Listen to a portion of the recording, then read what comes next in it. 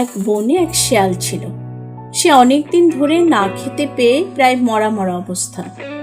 সে একদিন পথের ধার দিয়ে যাচ্ছিল। যেতে যেতে ভাবছিল, আমি কয়েকদিন ধরে না খেয়ে এতই দুর্বল হয়ে পড়েছি যে আমার পক্ষে শিকার করা সম্ভব নয়। এমনিতেই শিকারগুলো খুব চালাক হয়ে গেছে আজকাল, কিছুতেই ধরা যায় না। আর এই দুর্বল শরীরে কি করে ধরবো? এই ভাবছিল আর মনটা ভার করে পথ ধরে হাঁটছিল। হাঁটতে হাঁটতে হঠাৎ তার নাকে এলো রুটি আর মাংসের গন্ধ। সে যতটা সম্ভব দ্রুত ছুটে গেল গন্ধটা যেখান থেকে আসছে। গিয়ে দেখে একটা গাছের কোটরের মধ্যে কিছু রুটি আর মাংসের টুকরো রাখা আছে। শিয়ালটি আশেপাশে তাকিয়ে দেখল কয়েকটি রাখাল মাঠে মেষ চড়াচ্ছে। সে বুঝতে পারল এ খাবারগুলো রাখালদের। কিন্তু শিয়ালের পেটে তখন চনমনে খিদে। তার উপর খাবারের গন্ধে খিদেটা বহু গুণ বেড়ে গিয়েছে। খিদের জ্বালা আর সহ্য হচ্ছিল না।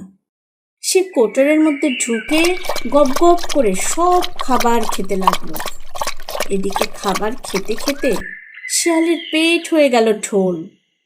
খেতে খেতে যখন আর পেটে জায়গা নেই, তখন সে ভাবল, যাক, খাবারটা খুব মজার ছিল, এবার তাহলে এখান থেকে বের হই।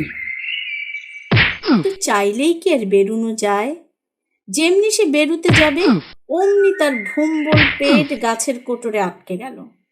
অনেক চেষ্টা করেও আর কিছুতেই বের করতে পারল না। শেষে নিরুপায় হয়ে কাঁদতে লাগলো। আর ভয় হতে লাগলো, এই যদি রাখাল বালকরা ফিরে আসে, আর যদি ফিরে এসে তাকে দেখে, তবে আর তার আস্ত রাখবে না, নির্ঘাত তাকে মেরে ফেলবে। সে এটা ভেবে অমনি আরো জোরে জোরে কাঁদতে লাগলো। সেই সময় বনের পথ ধরে একটি বাঘ যাচ্ছিল। হঠাৎ সে কান্নার শব্দ শুনতে পেল। সেখানে গিয়ে দেখল শিয়াল কান্না করছে। বাঘ শিয়ালকে বলল, কি ব্যাপার শিয়াল ভাইয়া, তুমি কাঁদছো কেন? তোমার কি হয়েছে? আর বলো না মামা, অনেক খিদে পেয়েছিল, খিদের জ্বালায় মরতে বসেছিলাম। অবশেষে এই কোটরের মধ্যে কিছু খাবার পেয়ে তাই খাচ্ছিলাম।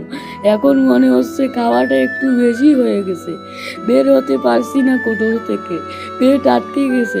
কি করা যায় বলো তো? এতে আর চিন্তা করার কি আছে ভাইয়া, কিছুক্ষণ অপেক্ষা করো। পেটের খাবার হজম হয়ে গেলেই তোমার পেটটা কমে যাবে, আর তখন তুমি অনায়াসে বেরিয়ে আসতে পারবে। অনেক ধন্যবাদ মামা, আমার এ কথাটি মনেই ছিল না। ব্যাটা শিয়াল, আর একটু অপেক্ষা কর, তাহলে বুঝবে মজা। যখন রাখাল পিছনে কয়েকটা পিটুনি বসায় দিবে, তখন বুঝবি মরবি তুই বেটা, মরবি। এই বলে বাঘ চলে গেল। আর বোকা শিয়াল পড়ে থাকলো গাছের কোটরে। একটু পর রাখালরা যখন খেতে আসলো, এসে দেখে ওদের খাবার সাবার করে ফেলেছে শিয়াল। তখন শিয়াল আর বাঁচে কি করে? শিয়ালকে ধরে বেধড়ক মার দিল। শিয়াল মার খেয়ে উফ আহ বলছিল।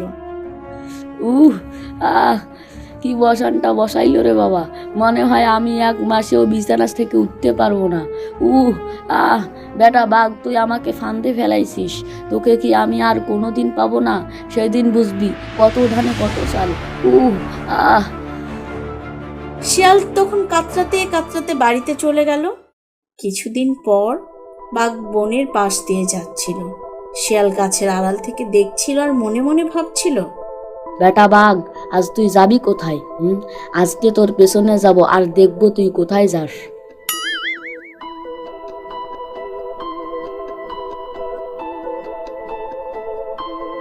এই বলে শিয়াল তখন বাঘের পিছনে পিছনে যেতে লাগলো। শিয়াল দেখলো বাঘ একটি গ্রামের দিকে চলে গেল। কিছুক্ষণ পর একটি বাড়ি থেকে মুরগি আর হাঁস শিকার করে পালিয়ে আসলো। শিয়াল দেখে প্রতিদিন বাঘ ওই গ্রামে যায় আর শিকার করে পালিয়ে আসে। প্রতিদিনের মতো আজও বাঘ যাচ্ছে শিকার করতে। শিয়াল গাছের আড়াল থেকে দেখলো আর বলল, বাঘ মামা, আজ তোমারে আমি খেলা দেখাবো, কত ধানে কত চাল, আজ তোমারে আমি ফান্দাই দিব। বাঘ চলল সামনে সামনে, শিয়াল পিছনে পিছনে। বাঘ যখন গ্রামে ঢুকলো, শিয়াল গাছের আড়াল থেকে দেখতে লাগলো। বাঘ যখন মুরগি ধরতে গেল, শিয়াল তখন চালাকি করে গ্রামে ঢুকে ডাক দিতে লাগলো। শিয়ালের ডাক শুনে গ্রামের লোকেরা টের পেয়ে গেল আর বাঘকে দিল দৌড়ানি। বাঘকে ধরে বেধড়ক মার দিল বসে।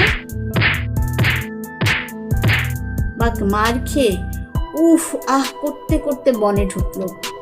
বাঘকে দেখে শিয়াল গাছের আড়াল থেকে বের হয়ে আসলো। কি মামা, কেমন লাগলো পিটনি? ব্যাটা, তুই তাহলে আজকে আমার পিটুনি খাওয়াইলি? সেদিন যখন আমাকে পিটুনি খাওয়াইছিলেন তখন আমার কেমন লাগছিল? আজ বোঝো ঠেলা। এর পরের দিন তুই কি আমার হাত থেকে বাঁচবি? মামা, আমরা তো এক বনেই থাকি, আমাদের নিজেদের মধ্যে শত্রুতা থাকলে হয়? তুমিও একদিন আমাকে মায়ের খাওয়াইছো, আমিও একদিন খাওয়াইছি, শোধবোধ হয়ে গেছে। এখন তো আমরা একসাথেও চলতে পারি, বন্ধুও হতে পারি। আমাদের একই বনে চলতে হয়, একই রাস্তায় হাঁটতে হয়। বাঘ তখন অনেক চিন্তা ভাবনা করে বলল, শেয়াল পণ্ডিত অনেক চালাক, ওর সাথে শত্রুতা করলে চলবে না, বন্ধু হয়েই চলতে হবে। ঠিক আছে, চলো ভাইয়া, বাসায় যাই। উফ আহ